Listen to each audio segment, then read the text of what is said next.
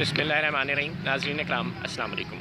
جناب قیوب نظامی اپنی کتاب قائد اعظم بحیثیت گورنر جنرل میں لکھتے ہیں کہ 1948 میں گورنر جنرل محمد علی جناح نے فوجی افسر ایوب خان کو مہاجرین کی آبادکاری کے سلسلے میں وفاقی وزیر اطلاعات سردار عبدالرب نشتر کی معاونت کی ذمہ داری دی۔ سردار عبدالرب نشتر نے ایوب خان کے بارے میں ایک فائل قائد اعظم کو بھجوائی تو ساتھ نوٹ میں لکھا کہ ایوب خان مہاجرین کی بحالی اور ریلیف کی بجائے سیاست میں دلچسپی لیتا ہے۔ اس پر قائد اعظم نے فائل پر یہ آرڈر لکھا: میں اس آرمی افسر یعنی ایوب خان کو جانتا ہوں، وہ فوجی معاملات سے زیادہ سیاست میں دلچسپی لیتا ہے۔ اس کو مشرقی پاکستان ٹرانسفر کیا جاتا ہے۔ وہ 1 سال تک کسی کمانڈ پوزیشن پر کام نہیں کرے گا اور اس مدت کے دوران بیچ نہیں لگائے گا۔ پاک فوج کے سابق میجر جنرل سید شاہد حامد مرحوم اپنی سوانح عمری جنرل کی بیتی میں علی گڑھ یونیورسٹی میں گزرے اپنے زمانہ طالب علمی کا ذکر کرتے ہوئے لکھتے ہیں: یونیورسٹی کی اپنی دنیا تھی جس میں بے شمار بورڈنگ ہاؤس تھے۔ یونیورسٹی کیمپس کی حدود کے اندر طلبہ کو آزادی تھی کہ جو جی چاہے کریں، لیکن یونیورسٹی سے باہر جانے کے لیے انہیں مناسب و موزوں لباس پہننا پڑتا تھا اور ایسا رویہ اختیار کرنا پڑتا تھا جو یونیورسٹی کی روایات سے ہم آہنگ ہو۔ کسی بھی قسم کا ہتھیار یا لمبا چاقو رکھنے کی ممانعت تھی۔ اگر کوئی قانون کی خلاف ورزی کرتا تھا تو اسے کالج سے نکال دیا جاتا تھا۔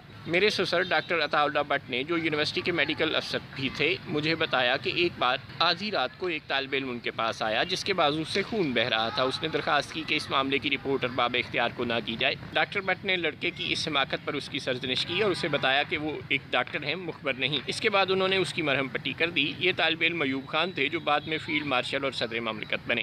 انہوں نے خود مجھ سے اس واقعہ کی تصدیق کی۔ پاکستان کے ممتاز سول سرونٹ، ادیب اور صحافی جناب الطاف گوہر مرحوم نے کتاب گئے دنوں کے سورج میں شائع ہونے والے اپنے ایک سوانحی انٹرویو میں اپنی اور صدر ایوب کی ایک نجی نشست کا واقعہ سناتے ہوئے کہا: ایک دن ایوب خان بتانے لگے کہ قائد اعظم مجھے پسند نہیں کرتے تھے کیونکہ تقسیم کے وقت میں باؤنڈری فورس میں بریگیڈیئر تھا۔ میری ڈیوٹی پنجاب میں فسادات کی روک تھام تھی، لیکن انگریز نے سازش کر کے مجھے صرف 150 جوان دیے۔ جب فسادات شروع ہوئے تو فورس کم ہونے کی وجہ سے میں فسادات روکنے میں ناکام رہا۔ نتیجتاً پنجاب میں ہزاروں لوگ مارے گئے۔ لوگوں نے مشہور کر دیا کہ ایوب خان ہندوؤں سے ملا ہوا ہے، راجہ پٹیالہ کی لڑکیوں پر عاشق ہے، وغیرہ وغیرہ۔ میری یہ بری شہرت قائد اعظم تک پہنچی تو وہ بھی مجھ سے متنفر ہو گئے۔ 48 میں جب قائد اعظم ڈھاکہ آئے تو ایئرپورٹ پر ان کے لیے سلامی کا انتظام کیا گیا۔ قائد اعظم مجھے وہاں دیکھ کر ناراض ہو گئے۔ میں ڈائس پر ان کے پیچھے کھڑا تھا۔ میں نے انہیں مشورہ دیا کہ آپ ذرا سا آگے ہو جائیں۔ انہوں نے پیچھے منہ کر کے مجھے جھڑک دیا، جس سے مجھے ان کی ناراضی کا صاف اندازہ ہو گیا۔ ہم قائد اعظم کی وفات کے بعد وزیر اعظم نواب زادہ لیاقت علی خان نے جنرل ایوب خان کے ٹریک ریکارڈ اور قائد اعظم کے ان سے متعلق ریمارکس کو پس پشت ڈالتے ہوئے اپنے قریبی رفقا